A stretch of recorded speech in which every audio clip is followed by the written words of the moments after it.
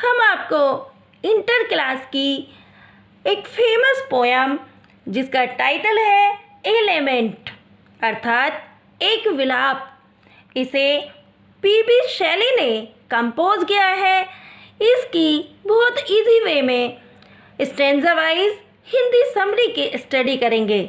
Students, इस poem में PB Shelley ने अपने मित्र जॉन कीट्स की मृत्यु पर शोक प्रकट किया है और उनको जैसी उम्मीद थी कि किस तरह की मृत्यु होगी, स्टूडेंट शैली ने वही कल्पना की है।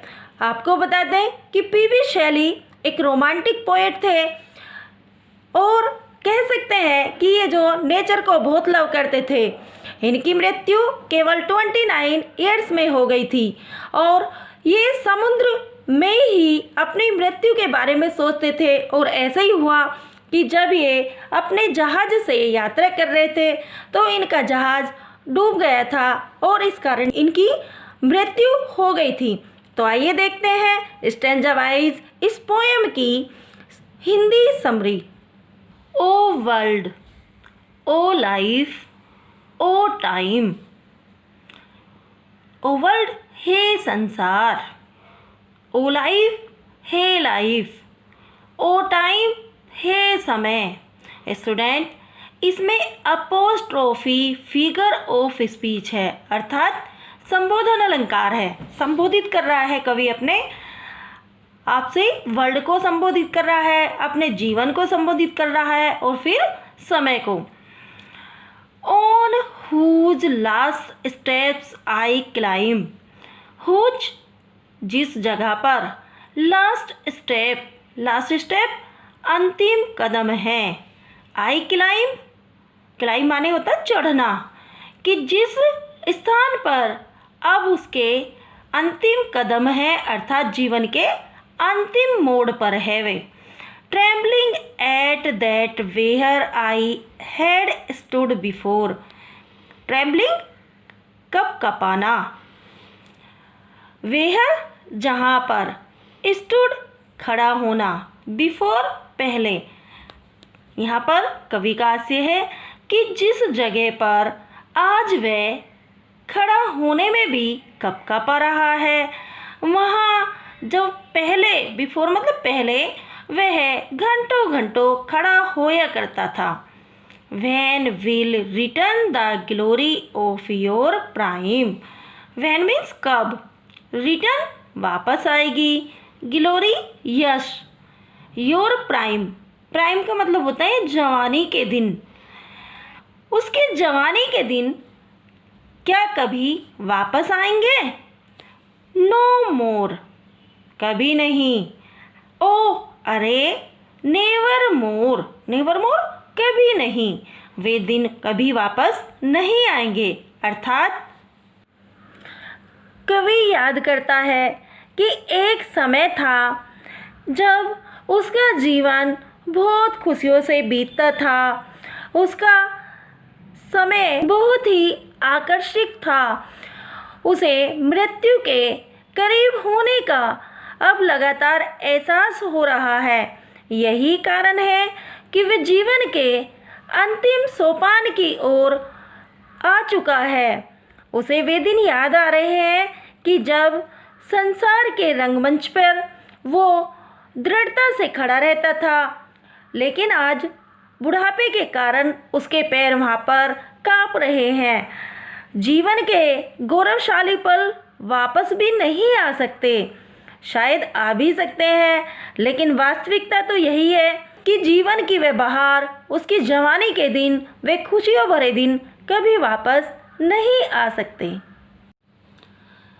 Second stanza is that out of the day and night, out बाहर चले गए हैं अर्थात गायब हो गए हैं, डे एंड नाइट दिन और रात।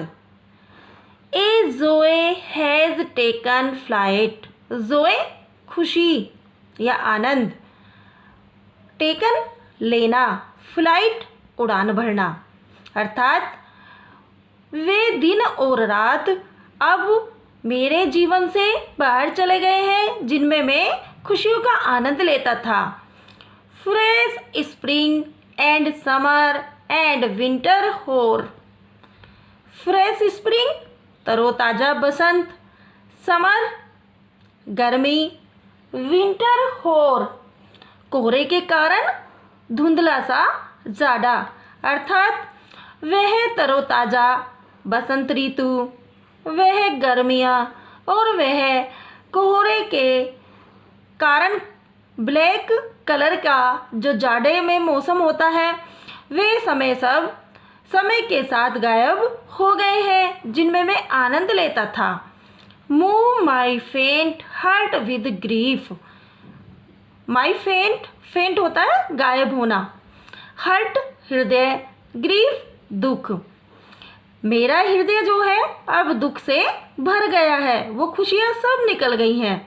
बट विद डिलाइट, बट लेकिन, डिलाइट खुशी, लेकिन वह खुशी नो मोर अब कभी नहीं आएगी। ओ अरे नेवर मोर, वह खुशी, वह मेरा यूथ अर्थात जवानी फिर वापस कभी नहीं आएगी। अर्थात कवि याद करता है और कहता है कि प्रकृति ने हमें अनेक प्रकार की सौगातें दी हैं जो वर्ष भर हमारे चारों ओर दिखाई देती हैं। वर्ष के सभी दिन किसी न किसी खुशी से भरपूर रहते हैं। बसंत की सुंदरता, सुहावनी धूप से चमकती गर्मी की ऋतु और कोहरे से धुंधलाया हुआ सर्दियों का मौसम, ये सभी प्रसन्नता प्रदान करने वाली ऋतुएं हैं। लेकिन जब कवि के समान कोई व्यक्ति दुख से भरा होता है तो उसे इस सुहावने मौसम में भी कोई खुशी नहीं मिलती। कवि यही एहसास करता है कि वह जीवन का आनंद बहुत पहले ले चुका है, यह आनंद अब वापस आने वाला नहीं है। अतः जीवन के वह अंतिम मोड़ पर है।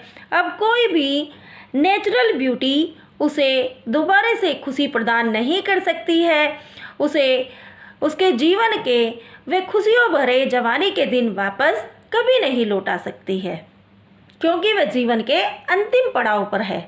सो स्टूडेंट्स, मुझे उम्मीद है कि आपको ये 11 पोएम की हिंदी समरी अच्छे से माइंड हो गई होगी। मैं यही रिक्वेस्ट करती हूँ कि अभी भी अगर आपने चैनल को सब्सक्राइब नहीं किया है तो फर्स्ट ऑफ ऑल चैनल को सब्सक्राइब कीजिए, वीडियो को लाइक कीजिए, शेयर कीजिए और बार बार देखिए ताकि ये आपको अच्छे से याद हो सके। तो मिलते हैं अगली वीडियो के साथ, तब तक के लिए thank you for watch it.